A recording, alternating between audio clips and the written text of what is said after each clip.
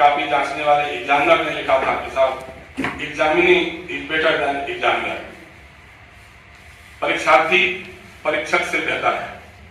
ये अपने आप में अनूठी बात है। मुझे लगता है कि वो सेंटेंस पहला और अंतिम नहीं होगा। हालांकि अभी भी कई बार जब सीबीएसई के रिजल्ट आते हैं, सारे रिजल्ट आते हैं कि 100 में 100 नंबर मिल गया, 100% नंबर मिल गए, सारा हो गया, लेकिन परीक्षार्थी परीक्षक से बेहतर हो सकता है, ये बात तो नहीं होगी। तो ये थे राजन बाबू, कांग्रेस के अध्यक्ष रहे। नेताजी सुभाष चंद्र बोस ने भी जब कांग्रेस के अध्यक्ष पद से त्यागपत्र दे दिया था तो राजन बाबू के ही मध्य गया था कांग्रेस अध्यक्ष का पद, राजन बाबू ही बने थे अध्यक्ष। राष्ट्रपति के बाद भी, बनने के बाद भी जो कुछ विवाद भी उनके साथ हुए। एक तो बहुत ही सीधे सादगी वाले आदमी, नैतिकता शिष्टता, और एक तरफ सनातन धर्म भी कह सकते हैं आप। अपने को वो हिंदू पहले मानते थे, लेकिन धर्मनिरपेक्ष हिंदू मानते थे। क्योंकि मुझे याद है कि जब राष्ट्रपति रहते हुए सोमनाथ मंदिर का नवनिर्माण जब हो रहा था तो उनको बुलाया गया था उसका उद्घाटन करने के लिए। तो नेहरू नहीं चाहते थे कि राजन बाबू जाए वहां उसका उद्घाटन करने के लिए।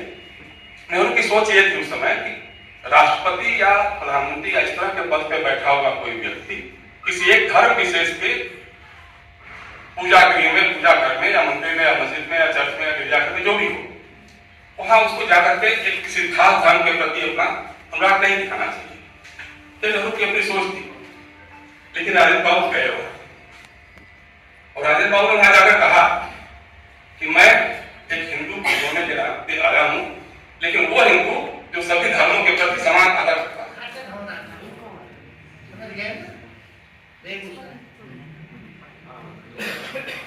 हमारे दादाजी के ये मित्र राजेंद्र बाबू, उनके यहाँ राष्ट्रपति से आया कि आपको बुलाया है। उन्होंने उन आदमी को कहा कि मैं रेलवे स्टेशन पर मीटिंग में जाके, तो वो हमको भी ले गए।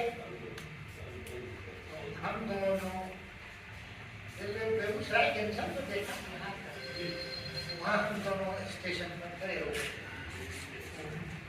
यहाँ राष्ट्रपति जी की गाड़ी लगी थी, उस पर कारपेट लगा हो, हम दोनों देख रहे। ठीक उस आदमी ने इंतजाम किया था। अब कह तो नहीं सकते कि हम लोग राष्ट्रपति जी ने देखा तब आया अंदर से बुला, मैं दोनों गए उनके घर। रूम होता है सैलून, रेलवे के भी लोग हैं, सैलून वही बोल सकते। तो बताया उन्होंने 2-3 चीजें देखी तो गले में, उस पर दोनों रोने लगे।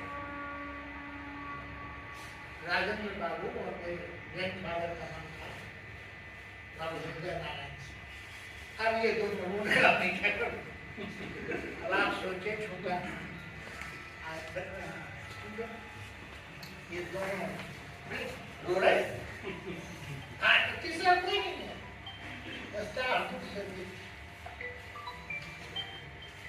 जब ये चुप हुए तो हमको मेरा परिचय पैर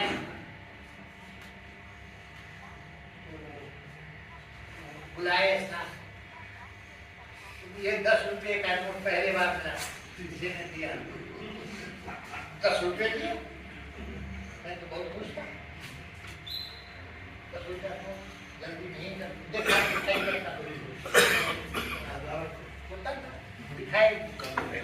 दिखाई कोई देता ही नहीं था, तो क्या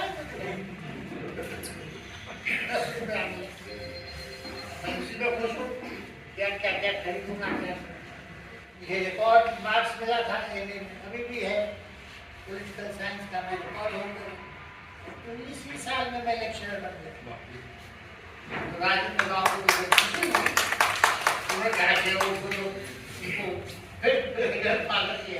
आप नहीं आते हो तो तुमको तो भेजो। अब हमको आदेश हुआ है कि मिलना है राष्ट्रपति जी से, लेक्चरर बना।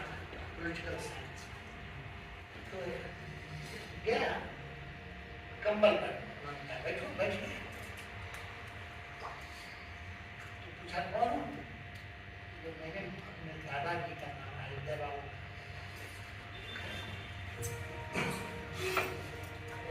हाँ, दोस्त का अपना है ना सेविंग का लेके जमीन पर बैठने की कोशिश की। जमीन पर कहीं गिर जाए तो बड़ हो गया। तब तक चौकी छोटा जो होता है बैठने के वो ला के दिया, हमारे लिए भी ला। आदमी बैठे, अब मैं नहीं बैठा, बगल में हमको गाड़ी थोड़ी बनवा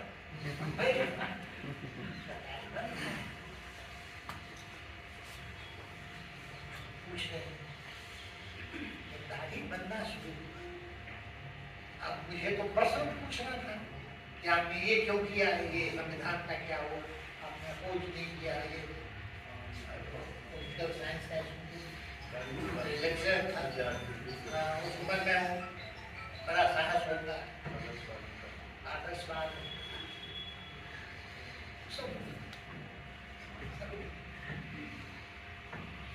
राष्ट्रपति से तो मिल नहीं रहे, बड़े दादा से मिल रहे। अब क्या पूछे बात भूल ही गया, सबसे बात अंतर ले बेडरूम, वहां से और 4 फल अपने से दिया। वो आदमी तो 4 फल जाने तब फिर झोला है, प्लास्टिक नहीं होता, कागज का। उन्होंने पूछा पैसा है, कैसे पैसा का किराया है? तो मैंने कहा मैं लेक्चर हूँ, 100 कितना 200 कितना रुपया मिलता है? बाबा 220 रुपया।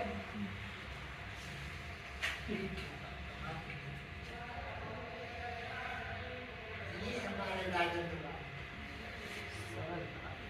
आदर्श सिर्फ देश के नहीं थे, आदर्श आज भी उसकी जरूरत है परिवार। ड्राफ्ट में बहुत अच्छे थे, बहुत अच्छा लिखते थे। तो इस दौर में 17 से 47 तक के जो काफी सारे के डॉक्यूमेंट लिखे गए हैं, उसके लेखक मूल रूप से राजेंद्र होती है, जो कांग्रेस के नाम से और गांधी के नाम से प्रचलित है और अभी भी सामने है। उसके असल लेखक राजेंद्र के बारे में 2 तरह की चीजें बहुत आम है। तो जब भी बात करिए तो लोग ये कहेंगे कि उनकी सादगी बहुत अद्भुत थी। आज भी कहीं तारीख पढ़ रहा था कि वो चादर फटी थी तो उन्होंने बदलने नहीं दिया। और शर्ट के बारे में, उनके कुर्ते के बारे में भी ये कहानी चलती है कि कुर्ता फट जाए तो उसको रखे रहते थे कि सर्दियों में कोट के नीचे पहन लेंगे, कोई दिखेगा नहीं। तो इस किस्म की सादगी उनकी थी और उनके सादगी के बड़े किस्से हैं। एक प्रसंग मैं बस सुनाऊंगा। उसके बाद प्रिवी काउंसिल में वो जा रहे थे भीमराव महाराज का केस पैरवी करने। तो प्रिवी काउंसिल में जाते हुए उनको ये किसी ने कहा था कि इंग्लैंड में बहुत ठंड है तो आप तैयारी करके जाइएगा। तो पटना में जो भी खादी सबसे मोटा मिला वो खादी उन्होंने खरीद के और उसको डबल करा लिया और डबल करा के कुर्ता सिला लिया उसका और लेके उसको चले लंदन के लिए। इलाहाबाद को रुके, मोतीलाल जी ने पूछा कि तुमने कपड़े वपड़े ले लिए हैं पूरे? तो उन्होंने कहा हाँ ले लिए हैं। तो कहा दिखाओ। तो कपड़ा देखने के बाद उन्होंने कहा कि इस कपड़े को ले जाओ और इससे घर में पोछा लगाओ, ये पहन के लंदन मत जाना। और इनको कहा कि महाराज कपड़ा सिर्फ सर्दी गर्मी के लिए नहीं पहना जाता है, कपड़ा आपकी पर्सनालिटी का भी एक हिस्सा है। एक प्रसंग हम सब बचपन से सुनते रहे कि राजेंद्र खैनी का पढ़ाई के समय से, और उनकी जो बहुत तेज थे पढ़ाई में विलक्षण था, उसमें खैनी का कोई योगदान नहीं। मैंने जितना ढूंढा उसमें ये प्रकरण तो कहीं नहीं मिला। उल्टा अब ये मिलने लगा है कि ये एक जिद था जो ऐसे ही फैला था, एक वोट था जिसका कोई आधार तक नहीं। एक कमिश्नर थे विरोध के वासुदेव सोहनी, श्रीधर वासुदेव सोहनी, जो राजनबाबू के प्रिय थे। और जब चंपारण के बारे में राजनबाबू ने उनको कई दफे कहा कि तुम कमिश्नर हो तिरहुत के, तो तुमको हो सकता है कि कुछ दस्तावेज अभी ऐसे मिल जाएं जो चंपारण सत्याग्रह के समय के हों, तो ये ध्यान रखना कि अपने दफ्तर की फाइल वाइल में। तो एक दिन सोनी साहब निकल के जा रहे थे दफ्तर से, तो उनको किसी किनारे लाल कपड़े में बड़ा सा एक बंडल दिखाई दिया। जो जमाने से पड़ा था वो रोज जाते जाते देखते थे, पता नहीं उनको क्या ध्यान आया, उन्होंने कहा कि इसको खुलवा के देखते हैं। तो उन्होंने इसको खुलवाया तो हैरान थे कि वो चंपारण के दस्तावेज। उसके पहले सारे अधिकारी में लिख दिया गया कि जो भी है वो भेज दिया गया है को अभियान। लेकिन उन्होंने जब खुलवाया तो उसमें वो सारे चंपारण की चिट्ठियां थी जो अधिकारियों को लिखी गई थी या गांधी को लिखी गई थी और गांधी का जवाब आया था। तो सोनी साहब ने फोन किया राजनबाबू को कि ये चिट्ठियां ऐसी मिली हैं। तो उन्होंने कहा कि ऐसा करो कि तुरंत सबकी 2-3 कॉपी बनवा लो, क्योंकि उस समय इतिहास वो खुद भी चंपारण का इतिहास लिख रहे थे और उनके समधी और मित्र मुनि लोग उसमें सहायता कर रहे थे। और ऐसा ही बीबी मिश्रा साहब डॉक्यूमेंट उतार रहे थे, इतिहासकार, प्रसिद्ध इतिहासकार, जो राजनबाबू पहले ही से उन्होंने वो काम किया था, तो वो चंपारण के दस्तावेज उतार रहे थे। तो उन्होंने कहा कि एक कॉपी उन दोनों को भेजो और एक मेरे पास भी भेजना, और मैं जब आऊंगा दशहरा में हर साल गाँव जाते हैं, मैं गाँव आऊंगा तो मुझे दिखाना। तो सोनी साहब सारी फाइल लेके दशहरा और ये उनका लिखा हुआ है, इसलिए मैं इसको वैसे कोट कर रहा हूँ। उन्होंने कहा कि जब मैं फाइल पलटता था और जिस डेट की चिट्ठी या कॉपी बोलता था कि मेरे बोलने की देरी थी, वो उन्होंने यशकर्ता से सारा किस्सा सुना दिया कि इस चिट्ठी में क्या है और ये किस तरह से लिखा गया। ये 53 का प्रसंग है, 1953। और चंपारण सत्याग्रह 17 में हुआ।